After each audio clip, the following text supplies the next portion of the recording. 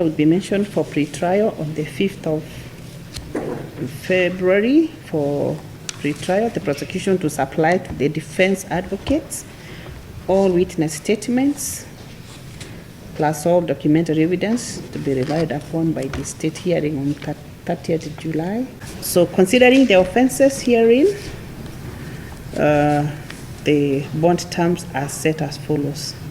The first, second, and third accused who are faced with more offenses are admitted to bond of Kenya shillings 2 million plus 1 Kenyan surety of similar amount. Alternative cash bail is 1 million.